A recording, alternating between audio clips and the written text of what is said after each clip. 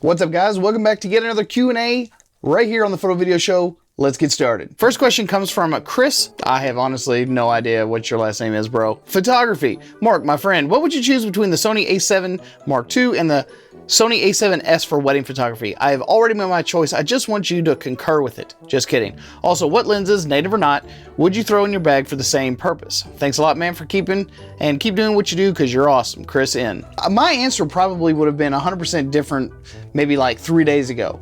But as many of you know, Sigma just released a brand new adapter to adapt both Canon and Sigma lenses directly to the Sony A-mount platform, or the E-mount platform rather. For the price that they're going to be charging for this thing, my answers have completely changed. If it was up to me personally, right here, right now, I believe, in my estimation, if I was going to be doing wedding photography, I would probably go with the Sony A7S Mark II, and that's mainly because of its low light performance. Not to mention the dramatically smaller file sizes. You're going to be able to take some really great shots with 12 megapixels. 12 megapixel photographs are going to be so much more easier to deal with than, say, like, 42 megapixels or 50 megapixels, however high that they are at this point.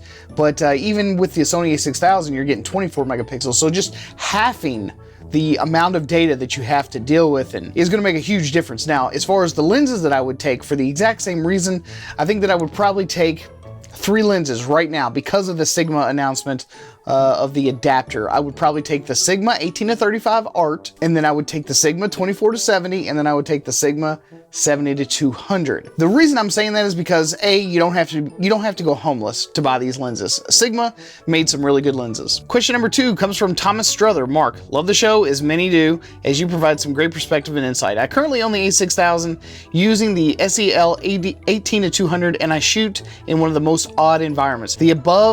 The Arctic Circle in low light sub-zero conditions. I have had success and challenges with focus in sub-zero and have had to resort to the focus aid and digital manual focus to pull sharp photos. Videos are okay, but with a mix of stills, I'm limited to about 20 to 30 minutes of shooting. Battery life with warm-up breaks and focus is not as sharp as I would like. I'm really thinking hard on the G7 since it has a composite body and uses the same focusing system as the GH4. It might do a little bit better for my application of winter wildlife and construction photos. You being quite literally in one of the shittiest conditions known to battery life ever, that's just what cold will do no matter what camera you end up buying. If you've got more battery, it should last a little bit longer, but basically what the cold does is it slows down the ions inside of your battery. It's not necessarily just a Sony a6000 thing. It's probably going to be just about, it's going to be a battery thing for you. It's a really good idea for you specifically to make sure that if you're going to take a bunch of extra batteries out there in the cold with you to make sure that you get the shots that you need, keep them in an extremely warm place. I'm not suggesting you stick them anywhere specific. I'm just saying you need to keep them warm so that the ions are flowing pretty freely once you get them into the camera. Because if you just sort of leave them in a camera bag where there is no source of heat, then you're going to have really shitty battery performance. Now, here is a little trick that I've learned that if you have access to those little foot warmers or those hand warmers or whatever, you can actually toss one of those in the bottom of your camera bag and it will keep the components heated and fog free. For the most part. I'm not saying that it's a perfect fix, but sometimes you just have to take everything that you're absolutely positively going to need out there with you. So those are a couple of tips. I hope that helps you out. And as far as the G7 is concerned, it's a great camera.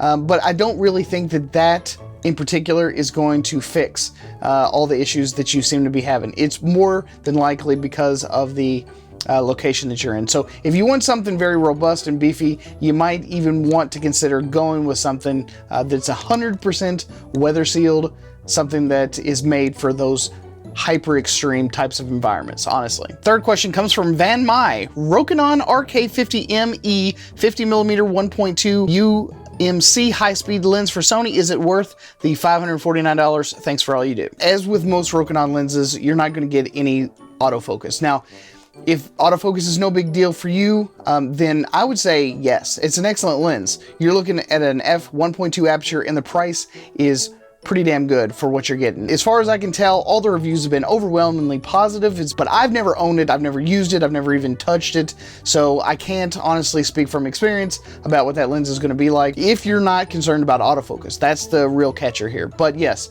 I think that if that is not an issue for you and you're just looking for a super sharp, super shallow depth of field lens, give it a shot, and please come back and let us know how it works out for you. Fourth question comes from Sammy. I'm not even going to try to pronounce your last name, man. Thank you so much for your videos. Since you're talking about secondary audio, can you recommend a free editing software that makes it easy to attach secondary audio to the video and lock it, and still would be as good as maybe similar to use as iMovie? Using secondary audio with iMovie is a bitch, since I have to sync the audio to an individual clip, export, and then re-import the clip before I start cutting the footage. Yes, it is a bitch. I will agree. iMovie is a really nice way for you to eventually go ahead and move on up into something like Final Cut Pro 10, but that advanced functionality of locking your audio down is just not there in iMovie. It's just not. And I went on ahead and tested it out myself just to be sure, but there are some free solutions out there. The best one that I can think of right now that has pretty much everything would be DaVinci Resolve 12. It's 100% free. Even the biggest of professional use this software. So it's not going to be as easy to use as, say, iMovie or, say, like Vegas or something like that, but it is going to be able to grow with you as your skills and your knowledge expand. Another good option right now would be Hitfilm Express 3. It has pretty much everything that you could want as an editor, and it also has a few extra things that the other ones don't, including 3D modeling, compositing, and they also have add-on packs so that as you want to do something, you can basically buy stuff a la carte as the jobs that you're doing as your needs require it. So you don't have to buy everything all in one, or you don't have to buy different parts that you're probably never going to use anyway. So that is a way that you can go as well. I would suggest trying out both of them, but if you're really set on iMovie and you really like the way that Final Cut Pro is laid out, I would just go ahead and shell out $299 for it, honestly. For me, that has been my editor of choice, and it has just been an absolute joy to work with, especially if you like the magnetic timeline, which I absolutely love. The magnetic timeline, and it's so much different, and I've been in love with it since it came out in 2011. So those are your options, man. I hope that helped you out. Question number 5 comes from GraySuit17. Thoughts on the soon to be released Sigma MC11 adapter? Well, considering that I just talked about that in the first question, I will go ahead and say I think that Metabones is just about ready to start dropping their prices. Metabones has been pretty much the de facto. There are a couple of other manufacturers out there that have tried to make some adapters that would adapt Canon glass over to Sony and stuff like that, but they think very highly of their hardware. I gotta be honest, I was never willing to pay that price. But now that there's some competition and we've got Sigma going that route, and I do believe that B&H Photo currently has this on pre-order for, I believe it's $259. So that's an amazing price, and it's at least half the price of the Metabones adapter. The new Sigma adapter is the only one that takes full advantage of all the autofocus features in Sony cameras, including facial auto detection, eye auto detection. All of that stuff is fully supported in this Sigma adapter.